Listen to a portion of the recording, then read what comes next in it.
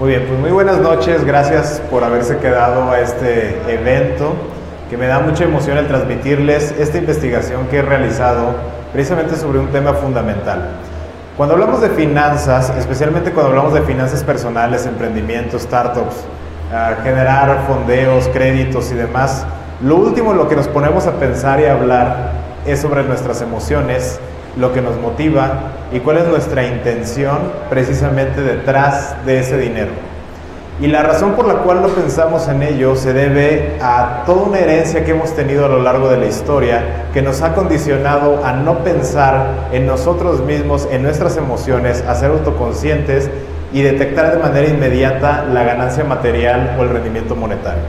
Esto trae un problema porque nos estamos moviendo de manera inconsciente en un mundo que nos demanda cada vez más ser exitosos, pero no nos define qué es el éxito. Y en segundo lugar, cuando nos define qué es el éxito está condicionado a un bienestar material. Si nosotros nos ponemos a pensar un poco en la evolución de la sociedad, notaremos entonces que el hecho de que se tenga o no dinero no tiene nada que ver con la manera que evolucione la sociedad. Inclusive, en los periodos de mayores crisis económicas es cuando se dan los mayores avances tecnológicos, sociales, la lucha de los derechos humanos y demás. Y eso nos quiere decir entonces que realmente no es tan relevante el pensar respecto del dinero, sino pensar respecto de las personas. Y las personas tienen una carga muy compleja denominada personalidad, que desde el punto de vista psicológico sentimos más de lo que pensamos. Y eso es lo que vamos a estar viendo a partir de esta plática muy breve en comparación a todo lo que ha tomado desarrollar. Pero quiero iniciar con algo. La bocina no me está ayudando. Me quiero presentar con ustedes. Yo soy Luis Armando Jiménez Bravo. Se preguntarán por qué me he dedicado a estudiar este tema. Todo empieza cuando yo decidí estudiar la carrera de Contaduría Pública y Finanzas. En el trayecto de esa carrera me di cuenta que cuando hablamos de números y de empresas, muchas veces el empresario no considera al trabajador y eso trae un montón de consecuencias negativas a veces o conductas antisociales indeseables como el robo hormiga o simplemente la rotación constante de personal. Así que decidí identificar cuáles son las causas, qué influye, qué motiva a los trabajadores y a los empresarios a moverse en esa dinámica particular y estudié grafología científica. Para quienes no sepan qué es la grafología científica, es el estudio de la personalidad por medio de la escritura. A partir de ahí me di cuenta de otras revelaciones y posteriormente vi que era insuficiente entender la dinámica social únicamente desde una muestra particular de la personalidad y de eso decidí estudiar la carrera de Derecho. Una vez que estudio la carrera de Derecho me doy cuenta de cómo se conformó nuestra estructura legislativa y cuál fue la intención detrás de los primeros legisladores para regular nuestra convivencia social. Y me doy cuenta que somos muy poco conscientes de cuál es el espíritu de la ley o cuál es la intención detrás de una determinada legislación y simplemente la aplicamos. ¿Cuántos de aquí no han aplicado para un fondeo de INADEM o de cualquier otro tipo de institución y simplemente cumplen con lo que les indica el trámite? Es como una lista checable que lo tienes que ir haciendo, pero no entendemos cuál es el espíritu y el propósito de la ley, porque no tenemos esa conciencia emocional. Después de eso me di cuenta cómo podía transmitir todo este conocimiento sin que fuera tan complejo, y entonces decidí estudiar una maestría en educación, me especialicé en procesos de enseñanza-aprendizaje y ahí me enamoré de un área particular del conocimiento que es la neuropsicología. La neuropsicología es tan interesante y tan compleja que muy pocas veces nos detenemos a analizar que vivimos y experimentamos todos los principios neuropsicológicos sin darnos cuenta. Y logré conciliar todo este bagaje de conocimiento en un método que ya les platicaré más adelante, donde integro precisamente la psicología con las finanzas personales y lo bauticé como El dinero soy yo, pero ya les explicaré más adelante de qué se trata. Pero todo este trayecto no hubiera sido posible sin una intención particular dentro de CES Consultores, que es Servicios Estratégicos y Coaching, y es colaborar para prosperar. Las personas que ven ahí en las fotos son personas que nos hemos topado en el camino y con las cuales hemos ido colaborando y creado alianzas, asociaciones estratégicas, pero sobre todo muchos aprendizajes que nos han permitido identificar cómo podemos transmitir de mejor manera este conocimiento y lograr un propósito en particular: reducir la brecha de desigualdad en nuestra sociedad. Cuando digo esta frase de reducir la brecha de desigualdad, muchas personas piensan que hablo de dinero, que estoy refiriéndome a que todas las personas tengan acceso a las mismas oportunidades financieras o económicas. Sin embargo, no es así. La desigualdad no está dada en el dinero, sino en la conciencia. Vivimos una crisis de conceptos en las cuales hoy día tú le puedes preguntar a un estudiante, le puedes preguntar a un profesionista, oye, ¿qué significa utilidad? Y te van a decir, pues es lo que te ganas, ¿no? Es lo que queda al final. Sí, pero vamos a hablar como licenciados profesionistas que estudiamos una carrera 4 años y medio de nuestras vidas. Dame la definición técnica de utilidad. Y no te saben responder. Hablemos de ingresos, hablemos de préstamos, hablemos de créditos fiscales y tenemos la idea, pero no tenemos el concepto de manera clara. Y esa crisis de conceptos se ha ido heredando precisamente de alejarnos de esa conciencia y del acercamiento del otro. Les quiero presentar el primero de mano izquierda, es Fernando Padilla, que en ese camino de colaboración nos mostró la importancia del pensamiento sistémico. ¿Y qué es el pensamiento sistémico? El entender que nuestras acciones particulares se vinculan con el todo y el todo influye en nuestras decisiones particulares. Esto es muy importante para entender esta historia entre el dinero y nuestras emociones. Posteriormente está Heriberto Mendoza, de su empresa Proactivo Empresarial. Literalmente él es la definición de proactividad. Es una persona con tanta energía, con tanta actividad, que nunca lo he visto descansar, nunca lo he visto quejarse porque esté cansado, nunca lo he visto cerrarse a las ideas y siempre está haciendo algo nuevo. Y ahí entendimos que la única manera de entender el dinamismo entre el dinero y las emociones es estar en constante movimiento. Pero ya les explicaré por qué. Posteriormente está Anabel Ayala, la menciono porque fue parte de Crowd Capital, patrocinó este evento para que pudieran asistir sin costo. Y Crowd Capital es una empresa que se dedica a democratizar la inversión. La importancia de democratizar la inversión es que muchas veces hablamos en la historia de las grandes crisis financieras, un libro muy bueno de Carlos Marichal que les recomiendo que lean. Ahí observamos que únicamente el juego de la bolsa es para aquellas personas que contaban con un cierto capital, posición económica, estatus social, conocimiento técnico, etc. Y se alejaba la oportunidad de generar rendimientos con los capitales a personas que tenían tal vez 100 pesos, 1000 pesos, 200 pesos. ¿Y cuál era la respuesta de esas pequeñas personas en sus capitales? Pedir un préstamo. Pero un préstamo no es sinónimo de inversión. Un préstamo únicamente te va a hacer llegar un recurso llamado dinero para satisfacer una necesidad inmediata que no necesariamente vas a hacer que sea rentable.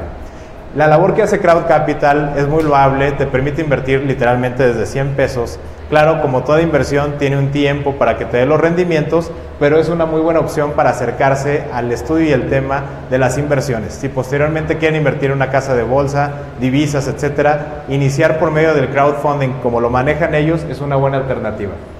Posteriormente está Emanuel Durán, que muchos ya lo conocen, es fundador de Big Tostada Coworking Space, y él nos ha enseñado la importancia de la comensalidad.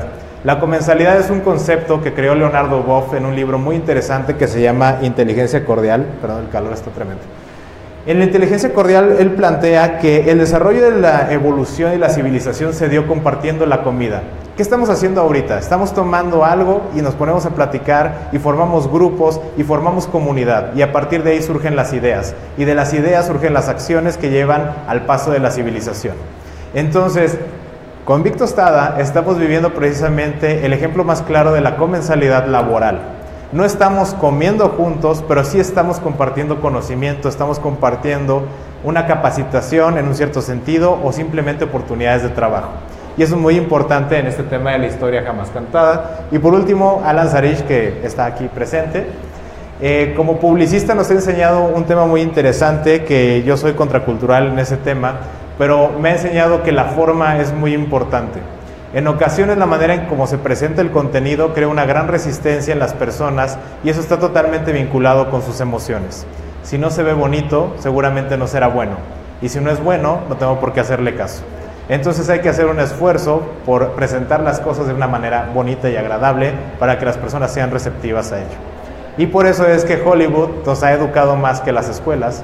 O, por ejemplo, las redes sociales nos educa más que una conversación entre amigos porque saben presentar las cosas de una manera bonita y nosotros, en nuestra evolución neuropsicológica, vamos cuales pececillos atraídos por un tiburón para que nos coman sin darnos cuenta. Y de aquí entonces partimos de este camino de colaboración.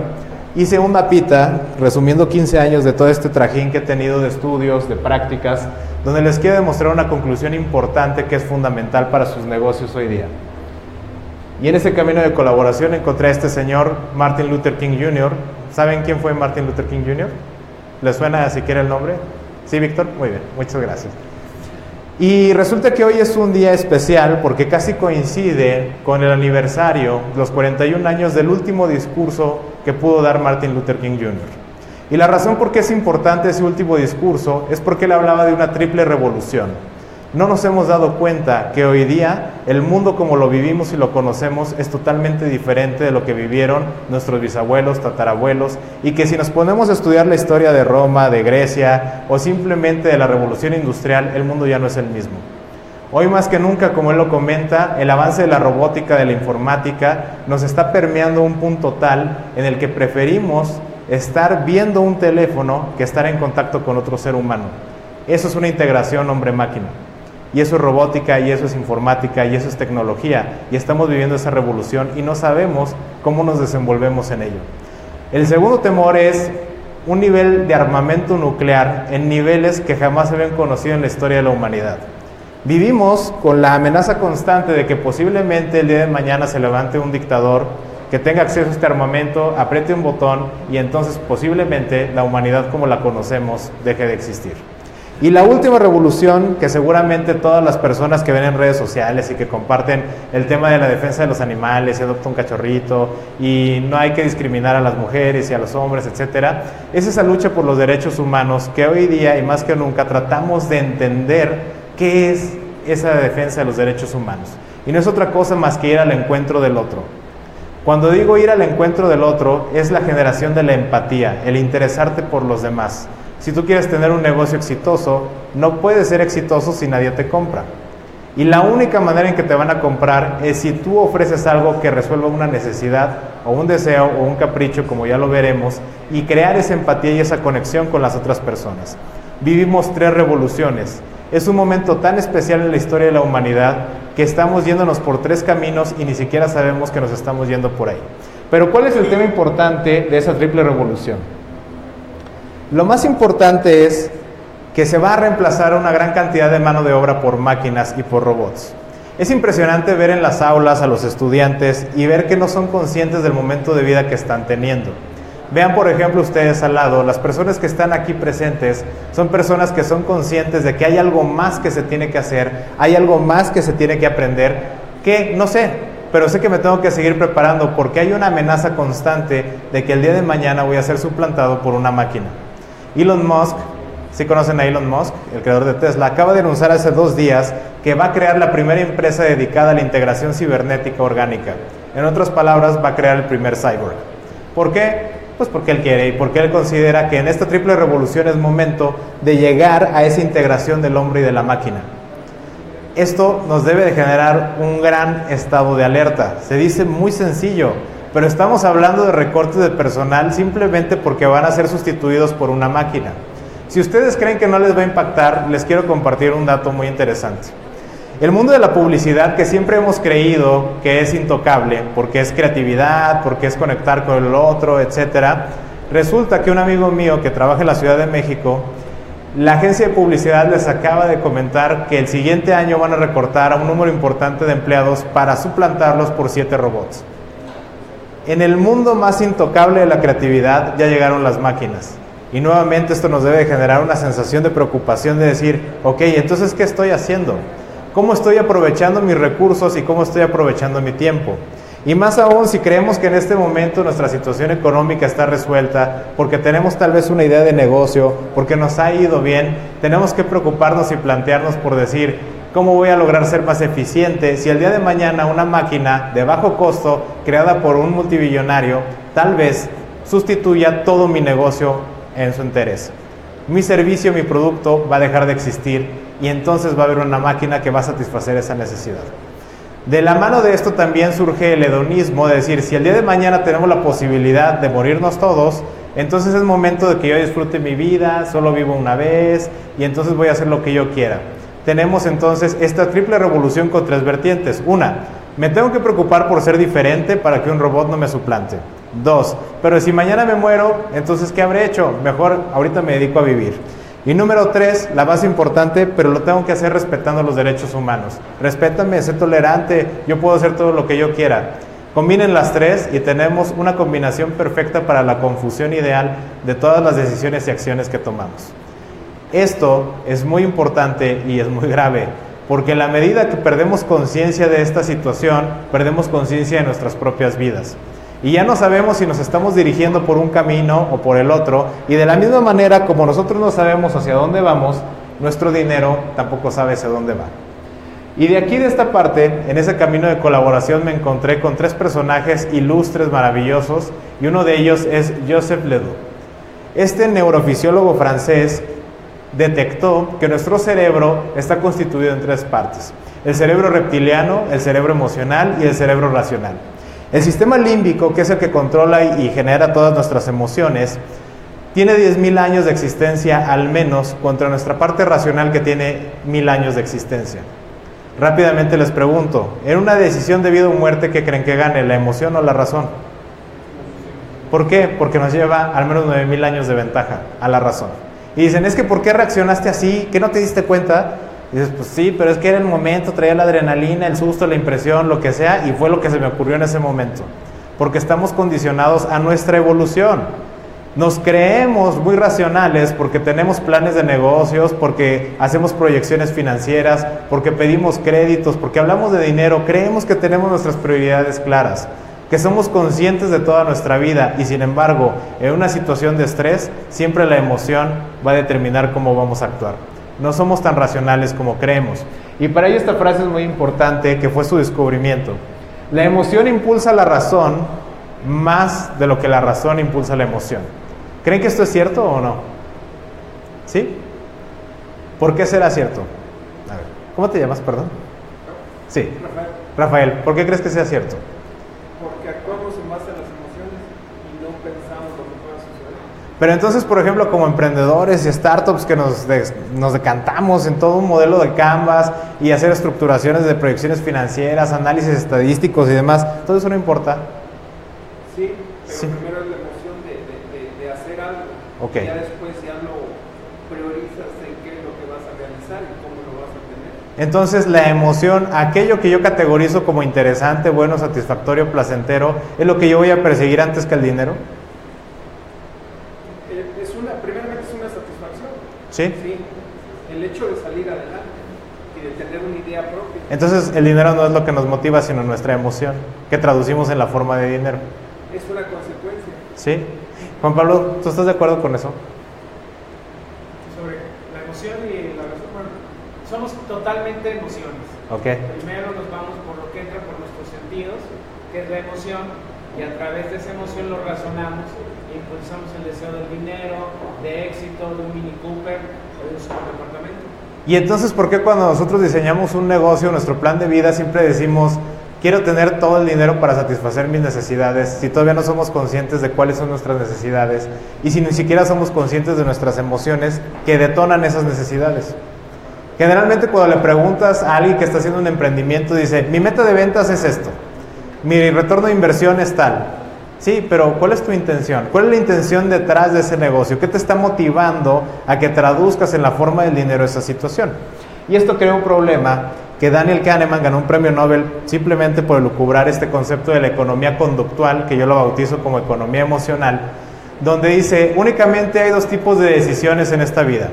Categorizas beneficios o huyes de la pérdida, no hay más. Estamos tan condicionados a nuestro sistema límbico, a nuestras emociones, que esos son nuestros referentes para la toma de acciones. O creo que voy a obtener un beneficio hackeando al sistema, por ejemplo, las promociones de 3x3. ¿Es promoción o no es promoción? ¿No? ¿Pero es 3x3? ¿No es promoción? ¿Por qué no, Cristian? Están haciendo que consumas emocionalmente. ¿Sí? ¿Te dan la ilusión de volumen? Y entonces si yo te digo cuesta 99.99, ¿es lo mismo? Que 100, y sin embargo la gente reacciona mejor al 99.99 porque en su cerebro considera o hace una categoría de que está haciendo un hack al sistema, que le está ganando a la empresa, que está siendo más inteligente que el vendedor. ¿Y es cierto eso? No, ¿verdad? Pero el creer que sí es lo que va a condicionar la acción de compra. Y resulta que eso lo sabe el mundo empresarial desde 1824. O sea que ya nos llevan una carrera bastante interesante de tiempo, por más tiempo que tengamos de vida, digo, salvo a alguien aquí que sea inmortal o envejezca muy bien y esté desde 1800, pero ya nos llevan una carrera desde 1824. Ya saben qué es lo que nos motiva, ya han tenido la curiosidad de determinar qué es lo que lleva a una persona a consumir un determinado producto o servicio y a qué costo. E inclusive en las escuelas de negocio nos tardamos años tratando de entender y aprender qué es lo que le tengo que decir al posible cliente para que me compre. Y tenemos toda una escuela generacional e histórica que nos está mostrando cómo comunicarnos con el otro para que nos compre. Pero ¿cuántas veces nos han enseñado a comunicarnos con nosotros mismos para saber si eso es lo que tú quieres comprar? Para ser consciente de la emoción que te están explotando para dirigirte a un camino de consumo. ¿Cuándo nos enseñan a ser conscientes de esa decisión irracional, 100% emocional, para que tomemos decisiones reales y no basadas en lo que creemos que es real? Nunca nos han dicho nada de eso. Inclusive cuando se meten las materias de humanismo o cuando se habla, por ejemplo, de esas relaciones emocionales, psicológicas con otras personas, siempre lo reducimos al plano de libera tus emociones, exprésate, pero eso es conciencia. Si yo no soy consciente de por qué hablo como hablo, entonces es un ejercicio tan fructífero como el que yo vaya a un centro comercial y agarre lo primero que encuentre. Al final del día me estoy expresando, ¿no? Al final del día tengo que ser tolerante conmigo mismo. Pues si yo quiero agarrar chicles y mazapanes, pues ¿qué tiene? Oye, pero el valor nutricional, no, a ver. O sea, en este momento me siento vulnerable, eso es lo que yo quiero comprar. Y eso es lo que estamos haciendo con nuestro dinero. Cuando nosotros no somos conscientes de la emoción, el dinero se pierde sin razón aparente. Oye, ayer ¿no han visto esos memes de godines que dicen, cuando el cajero te dice que tienes 0 pesos cuando tú creías que te quedaban 1000? Tú creías que te quedaban 1000, pero tus emociones están gobernando a tu razón. Tus cuentas no son claras. Y si no llevas una herramienta para controlar tu dinero, menos. Eres una víctima más de todo este esquema y de todos estos ancestros de la mercadotecnia que te están llevando a que te descontroles y te bases en tus emociones. Me encanta la frase de Ernest Dichter porque creo que empata muy bien con el tema de las finanzas personales.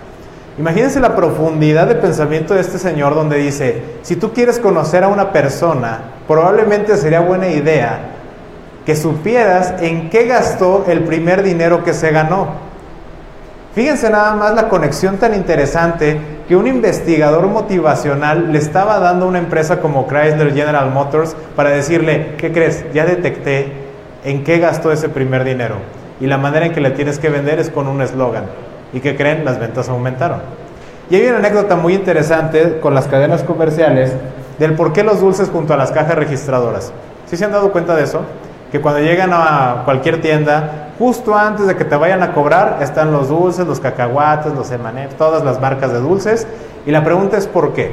Este señor, desde los años 50, Ernest Dichter dijo, es muy sencillo. Si tú analizas la motivación que tiene la madre o en este caso la mujer, que en ese entonces de los 50 era la que se hacía cargo del presupuesto familiar, ese sentimiento de responsabilidad, de saber que ya gastó todo el dinero que había asignado a alimentos y llegar a la caja y poderse dar un gusto, satisfacer una emoción de placer, de felicidad, está dispuesto a pagar 40 pesos por unos cacahuates que en otro lado se los venden a 10. Y por eso hoy día y todavía después desde los años 50 seguimos viendo los dulces y todo lo que no se vende antes de la caja registradora. ¿Y qué creen? Se vende. Genera utilidades. Simplemente porque esta persona dijo, antes de hablar de dinero, tenemos que hablar de las emociones. Si quieren ustedes aprender a vender rápido algo, tienen que pensar en sus propias emociones para conectar con el posible consumidor.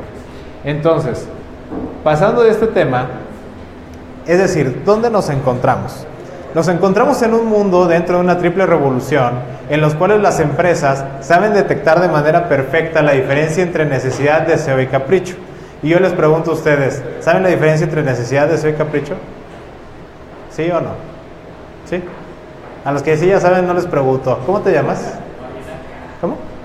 Omar. ¿Cuál es la diferencia entre una necesidad, un deseo y un capricho?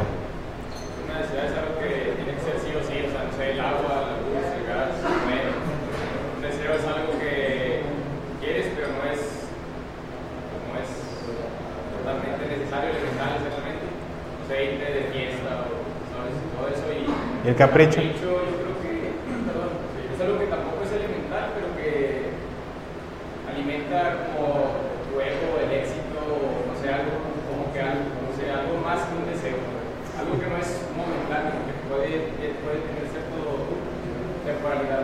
Ok, me encanta tu definición. Y como tú bien dices, y esa parte de que refuerza el tema de la conciencia es, el concepto no está claro. Tenemos la idea, pero les comentaba, vivimos una crisis de conceptos. Nosotros, las empresas, lo tienen bien definido. Dicen, necesidad es aquello sin lo cual no puede vivir. Momento, ¿puede vivir sin luz? Sí, sí puede vivir sin luz. ¿Cómo le hacemos para que crea que no puede vivir sin luz? Ah, ya sé, vamos a confundir el deseo con la necesidad. Y entonces vamos a envolverlos en un tema en el que crean que la necesidad es absolutamente indispensable para su supervivencia.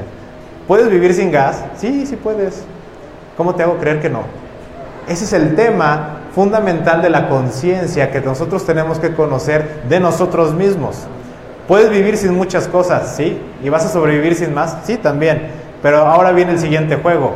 Híjole, ya se pusieron muy vivos estos chicos. ¿Cómo le hacemos para que no confundan deseo con capricho? Y que compren únicamente por capricho. ¿Qué hacemos ahí? Y dijeron, pues muy sencillo. El capricho vamos a confundirlo con una libertad malentendida. Sé libre, consiéntete, te lo mereces, tú lo vales. Es un vicio de la conciencia el exaltar el ego. En la medida que tú te preocupas por ti, pero solo en ti, es muy fácil que alguien llegue y te diga, oye, como esa vocecita del diablito que pone las caricaturas y llega al lado y te dice, oye, pero tú lo vales, trabajas mucho, acuérdate que ayer solo dormiste 8 horas, cuando normalmente duermes 12, pues tranquilo, tú cómpratelo. ¿Y qué vas a hacer? Vas y lo compras, porque la tendencia es que en esa falta de conciencia emocional caigas en el juego de confundir necesidad, deseo y capricho. Y es exactamente lo que ellos buscan. ¿Porque son malos? No, no son malos, simplemente han investigado más este tema de la conciencia emocional que nosotros. Bueno, hasta ahora, ¿verdad? Con esta plática. Y el tema es que como saben vender en los 3 caminos, saben explotar perfectamente bien y argumentar a alguien que dice, oye, es que no lo necesito. Bueno, no lo necesitas ahorita, ¿lo necesitarás mañana?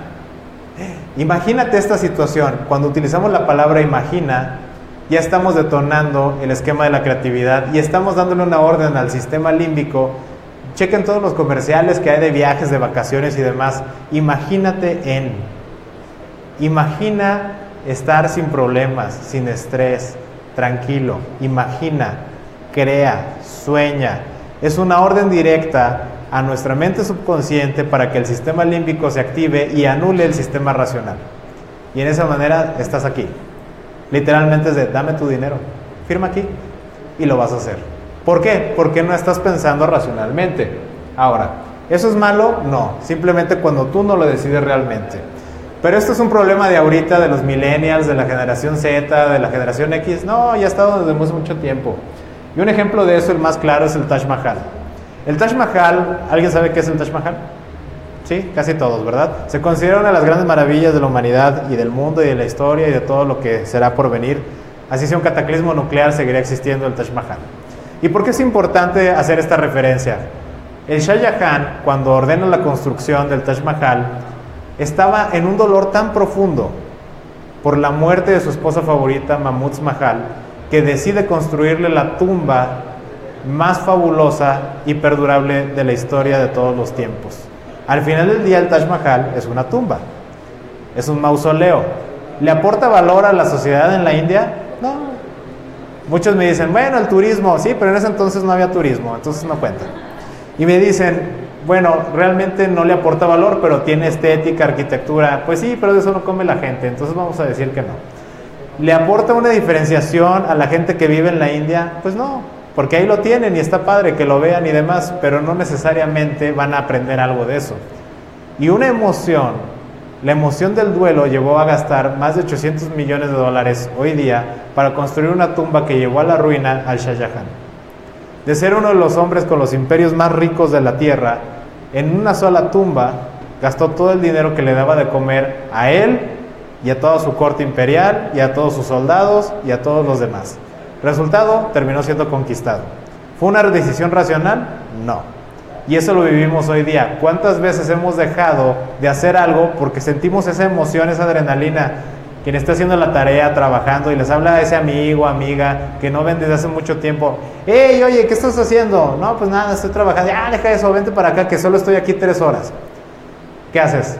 híjole, sí iré, no iré, bueno, pues que siempre me la pasé muy bien. Decisión emocional, botas todo, ya cierra, mañana termino y te vas corriendo. Y vas a hacer un gasto que se va a salir de tu presupuesto y te va a llevar un descontrol de tus finanzas personales por una decisión 100% emocional. Por eso es tan importante ser consciente de nuestras emociones.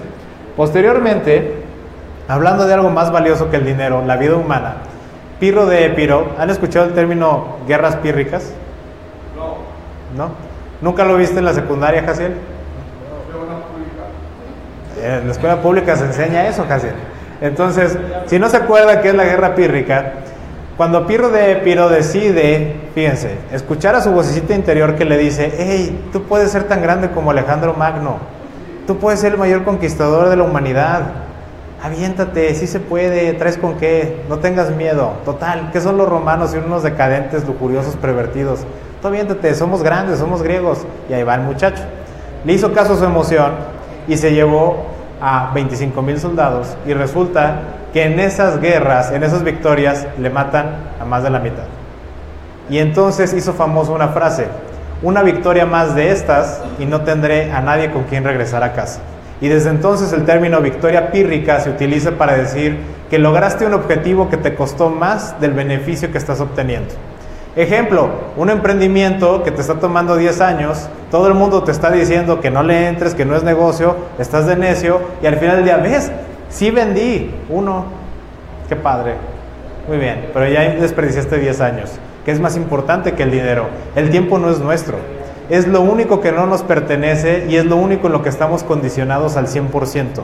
El tiempo no regresa, no es nuestro, no lo podemos perder, no lo podemos ganar, simplemente lo podemos administrar. Sin embargo, nos distraen y nos dicen, no, lo importante no es el tiempo, lo importante es el dinero. Hazte rico rápido, haz dinero rápido. Y dices, pues sí, pero rápido implica tiempo. Y si el tiempo no es el adecuado para mí, ¿qué? No, pues entonces eres un fracasado. Otra vez una palabra que apela a una emoción, fracaso. ¿Quiero sentir fracaso? ¿Quiero sentirme mal conmigo mismo? No. ¿Qué vas a hacer? Vas a hacerle caso al que te diga que tienes que hacer dinero lo más rápido posible, porque si no vas a sentir esa emoción negativa. Y entonces estás siendo víctima de un sistema que no te está llevando a lograr lo que tú quieres. Y el ejemplo más claro de esto fue Nerón. Nerón, para los que llevaron su clase de historia, fue uno de los emperadores que arruinó literalmente al Imperio Romano.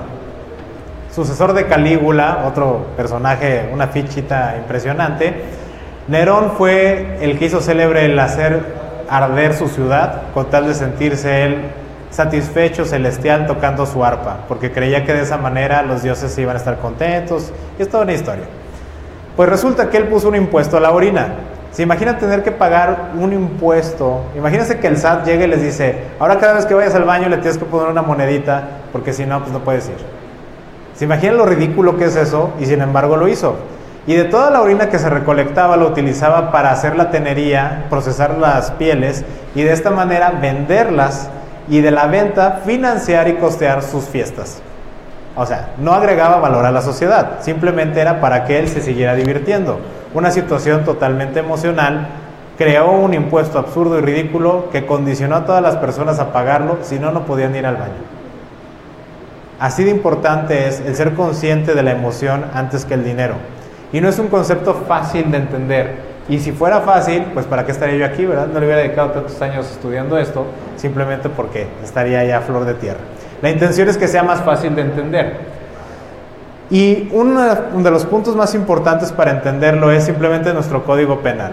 Como abogado les puedo comentar que el Código Penal surgió con una razón y una razón solamente: regular el deseo de venganza de la sociedad. ¿O ustedes creen que cuando crearon el código de ojo por ojo y diente por diente era para que estuviéramos todos en armonía, en convivencia, felicidad y todos fuéramos hermanos? No, era para regular que si te hacen algo, tienes el derecho de vengarte de esa persona.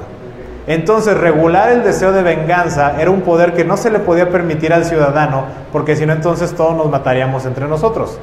Simplemente tenía que ser una facultad del Estado. Y el Estado dice, no hay problema, lo que voy a hacer es crear este código, esta ley, todo el mundo lo va a tener que obedecer, y yo determino qué es delito y qué no. Y qué acabamos de ver últimamente en las noticias, que liberaron a un sujeto, que no lo voy a mencionar porque es un tema álgido para mi conciencia, que no se acreditó de manera suficiente y a los criterios de nuestra legislación el delito que se le acusaba. Y eso creó un sentimiento de odio, de rencor y de resentimiento en una gran parte de la población. Pero como existe una autoridad llamada Estado y un código penal que regula el deseo de venganza, no van y lo apedrean afuera de su casa, ¿cierto? ¿O lo harían? ¿Lo podrían hacer? Lo puedes hacer, ¿y qué te va a pasar, Cristian? Te van a meter a la cárcel y ahora resulta que tú eres el culpable cuando tú únicamente eras culpable de sentir una emoción que es la venganza. Y eso es muy importante. Entonces, para entender esta parte, hay que entender que la dinámica social no surgió del dinero, sino surgió de las emociones. El dinero fue una invención que se construyó para facilitar la comunicación y la cooperación entre seres humanos. Para que no dijéramos, este saco me cuesta a mí, yo lo valoro más que tú, entonces como yo lo valoro más, pues dame tu coche. Porque eso complicaba mucho las cosas, el trueque y demás. Había que estandarizar la manera en que podíamos relacionarnos y por eso queríamos el dinero. Pero antes que el dinero hubo sociedad y antes que sociedad hubo emociones. Si no entiendes las emociones, el dinero te va a comer siempre 100% y lo tengo comprobado. Por eso es que me dediqué a estudiar este tema. Y dentro de esta parte les quiero demostrar por qué con este video que voy a abrir, que tarda un poquito en abrirse, espero que no, de las 5 emociones que más te cuestan. Ay, no tardó nada, qué padre. Estas 5 emociones que te pueden dejar sin dinero, y ahorita les voy a decir por qué. Si quieren volver a ver el video, está en nuestro canal de YouTube, CESC Consultores, pueden seguirnos y también ver el video sin problema. La primera emoción es aburrimiento. Cuando gastas por aburrimiento es un fenómeno muy interesante social porque simplemente gastas porque sí. ¿Por qué no? Porque ¿qué más podría hacer? Estoy aburrido, mi vida no tiene sentido en este momento y tengo que hacer algo. ¿Por qué no vamos al cine?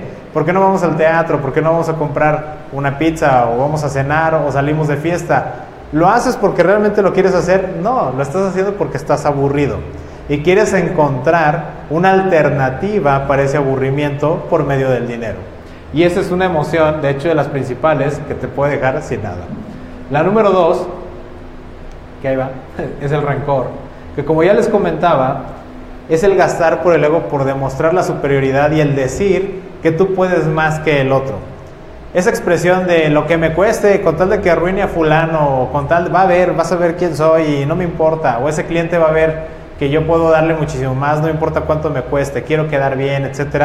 El ego es peligrosísimo para el dinero porque te lleva a ser 100% emocional y entonces no conectas racionalmente. La tercera emoción, que también es muy interesante cuando lo empezamos a analizar, es la vergüenza. Y esto es fascinante porque es un fenómeno que vivimos todos en algún momento de nuestra vida. Gastas por convivir. ¿Qué significa gastar por convivir? Que únicamente para no sentirte excluido de un grupo de amigos o de personas, estás dispuesto a dar dinero que no tienes para formar parte de un círculo al que tal vez no deberías pertenecer porque ni siquiera eres consciente de tu situación real. Por la vergüenza de no admitir que no tienes el recurso económico suficiente, vas y pides un préstamo, usas de manera desmedida tu tarjeta de crédito, vamos, te haces un desorden financiero simplemente por seguir conviviendo con personas que no son conscientes de ti. Y la otra causa es para expiar tus culpas. Ejemplo, si los que estén casados o los que tengan novia o novio dicen, híjole, no debí haber hecho eso, no debí haber dicho esa parte, ¿qué haré? Le voy a comprar algo, flores, joyería, un coche, eso ya es muy exagerado. Bueno, una casa tal vez, no sé. Pero el tema es que siempre para compensar ese malestar producto de tus propios actos, vas a incurrir en un gasto que no estaba contemplado, que no es adecuado, que no es racional y que no necesariamente va a restablecer una parte importante de la relación, que es la confianza. Pero tú crees que sí. Porque, al final del día, pues ¿quién le dice que no un collar de diamantes, no?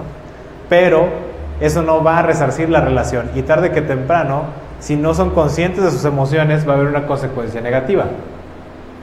La número 4 es importante y es hasta sexy, ¿no? Es la euforia. Esa euforia es gastar para demostrar y prolongar tu felicidad. ¿Qué representa esto? Estoy feliz, estoy contento, logré un gran negocio, terminé mi carrera, mi preparatoria. ¿Cuál es el ritual de paso de todo estudiante graduado? Fernando. ¿Sí? ¿Y qué haces luego, terminando los estudios? ¿Qué harías? Sí, una borrachera. Ah, muy bien, muchas gracias, papá. Alguien que sí, ya pasamos por todo eso, entonces ya no hay problema, ¿verdad?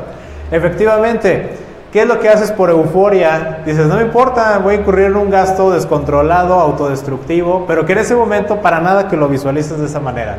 Simplemente es una recompensa que te estás dando para mantenerte feliz y prolongar ese estado de felicidad o de euforia. Y el último, que este sí es el más sexy de todos, gastas por placer.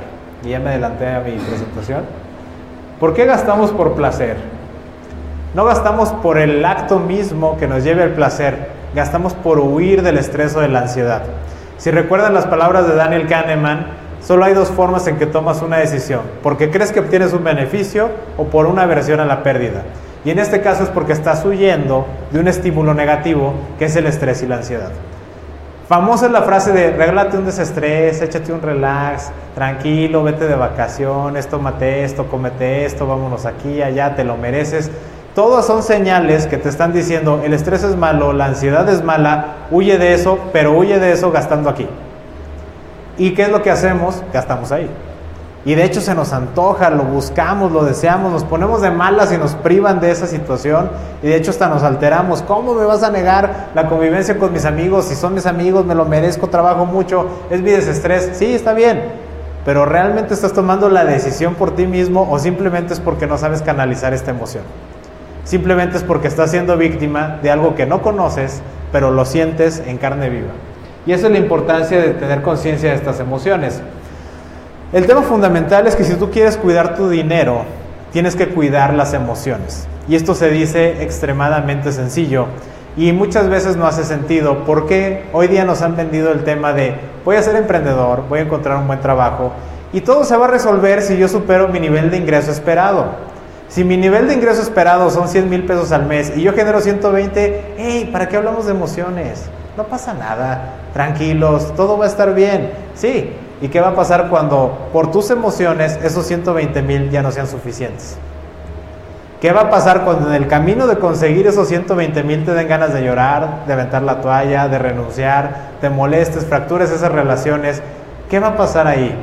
Y todavía el sentimiento del fracaso de no haber llegado a esa meta. Entonces, ¿qué va a suceder? Si tú no eres consciente de tus emociones, ni siquiera vas a llegar a la meta de una manera adecuada. Y cuando llegues, no te va a durar el gusto. Voy a regresarme a la presentación. A ver. Muy bien.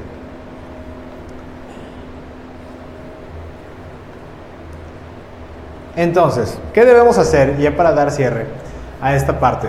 ¿Qué debemos hacer? Ya lo dije 77,000 veces, pero solo por repetición se da el aprendizaje, entonces lo voy a decir otras 77,000 veces más. Debemos de crear conciencia de nuestras emociones. ¿Qué implica crear conciencia de nuestras emociones? Cuando yo estoy hablando aquí diciendo de conciencia y demás, yo estoy asumiendo que están teniendo claro el concepto de conciencia.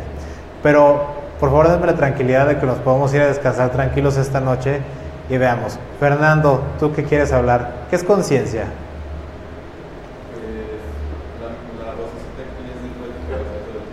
Es tu Pepe Grillo. Muy bien. Gustavo, ¿qué es conciencia? Las ideas que todos tenemos. Ok, muy bien. Entonces, ratifico. Precisamente porque no nos acostumbramos a llevar un glosario en nuestras vidas, tenemos la idea de la conciencia, pero no tenemos un concepto definitivo en el que siquiera como dos personas, individuos o todo este grupo podamos definir, ay, conciencia, claro, pues es esto. Y van a tener exactamente las mismas palabras o los mismos conceptos clave dentro de esa definición de concepto. La conciencia implica la aceptación y el entendimiento absoluto de las causas de los fenómenos de nuestra emoción. ¿Esto qué significa entonces? Que yo cuando digo que siento felicidad, debo de entender qué es para mí la felicidad y por qué empecé a generar esa emoción. Si yo no tengo esos dos requisitos, no tengo conciencia. La conciencia se logra cuando yo soy capaz de manipular en mi propio sistema límbico la generación de una determinada emoción, porque yo sé qué es lo que a mí me hace feliz.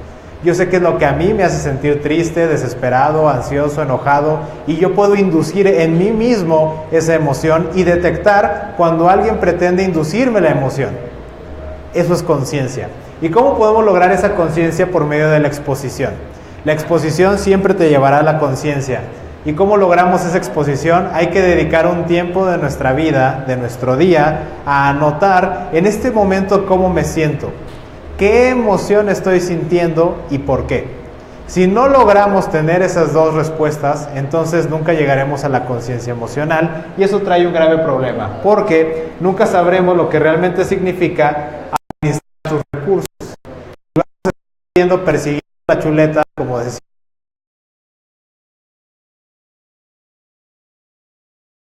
y nunca encontrando esa tranquilidad, ni esa felicidad, ni la satisfacción. Simplemente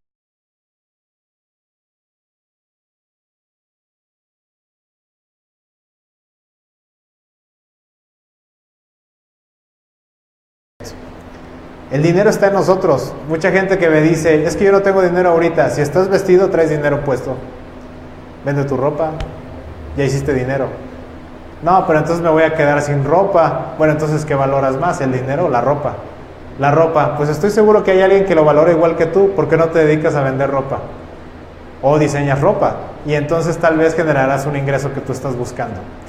Y esas ideas de negocio, la riqueza de la trascendencia de las inversiones viene no del estar analizando el mercado en su forma financiera ni en su proyección de demanda, sino cuál es el pulso emocional de la sociedad en este momento y por medio de la emoción lograr el éxito financiero. Muy bien, entonces la conclusión a la que los quiero llevar a lo largo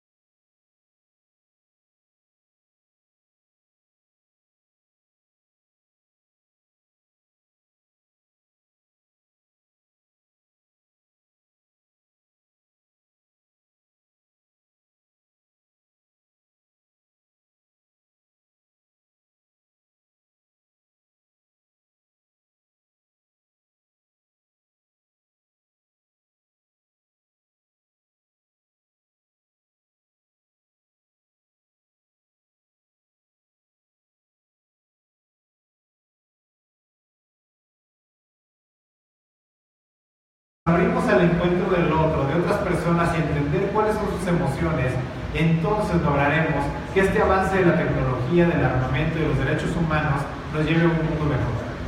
No podremos vivir en un mundo mejor sin emociones. Las emociones, especialmente el amor, es lo que nos conecta entre los seres humanos y nos hace colaborar y cooperar. Por eso mismo yo dije, bueno, ¿cómo puedo hacer esto sencillo para todas las personas? Es muy bonito decirlo, es muy bonito pensarlo, vivirlo, entenderlo, pero eso es egoísta. Y tuve la necesidad de transmitirlo y masificar esta información, y por eso también de esta plática. Y escribí un libro que se llama El dinero soy yo, que mezcla la psicología con las finanzas personales.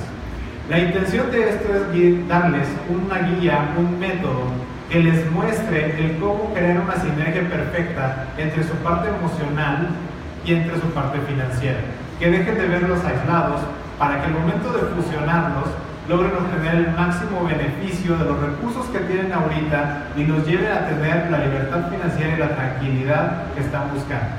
Por eso mismo también hicimos un curso en línea en el que mezclamos esta situación para subirnos a la curva de la tecnología financiera por medio de la educación financiera, y es un contenido on demand. Pero sabemos que hoy día todavía ese avance tecnológico les dificulta a muchas personas el acceder al conocimiento y decidimos optar por hacer un taller presencial en el que queremos que escriban su nueva historia con el dinero. Todo esto que ya les platiqué es la historia que ya se escribió y que todos hemos venido escribiendo. Si ustedes quieren, influida por las investigaciones de los psicólogos, de los neuropsicólogos, de los psiquiatras, de los mercadólogos, de los administradores, emprendedores y demás, que como les dije, desde 1824 nos están ganando esa carrera, es momento de que comencemos a escribir nuestra propia historia. ¿Y cómo podemos escribir esa historia?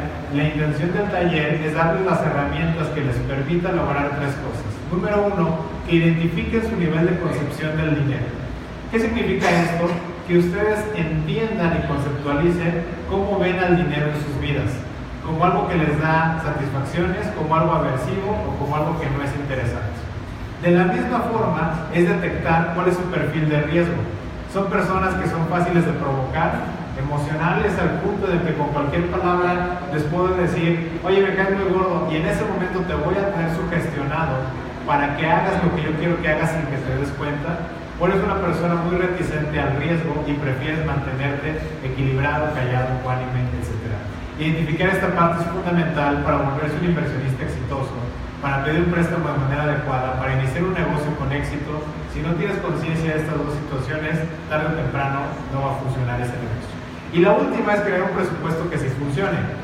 Un amigo me comentaba precisamente que el crear un presupuesto es muy sencillo, el llevarlo a cabo es lo difícil. Y yo le digo, es que si es difícil llevarlo a cabo, no está bien hecho. Un presupuesto debe ser realista, debe de considerar tu estilo de vida, pero sobre todo debe considerar tus emociones, debe considerar tu personalidad. Si eres consciente de ti mismo, estructurar los números será suficiente para llevarte al nivel financiero que tú estás buscando. Lo vamos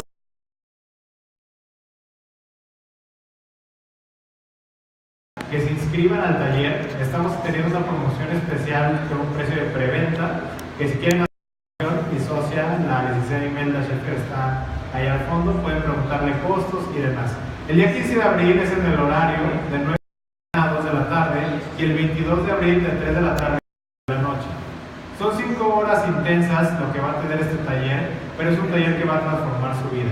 Yo sé que se atraviesa una fecha particular que precisamente los medios, la mercadotecnia nos han dicho que debemos de utilizar, y es en la Semana Santa. Y muchas veces decimos Semana Santa, periodo de vacaciones, porque me despunto ese estrés, porque he trabajado mucho. Pero yo los invito a que en lugar de caer en esa historia que han venido escribiendo por nosotros, pongan un alto en su camino y decidan ustedes comenzar a escribir su propia historia, y hacerlo será tomar esa decisión de iniciar al menos esta educación por medio de este taller. Esa es la propuesta que nosotros tenemos y me encantaría que la tomaran. El cupo está limitado para hacerlo totalmente personalizado y va a estar limitado a 10 máximo. grupo, porque la intención es empezar poco a poco, pero que quede claro los conceptos y la conciencia para que lo trasladen a otras personas y de esa manera lograr nuestra intención.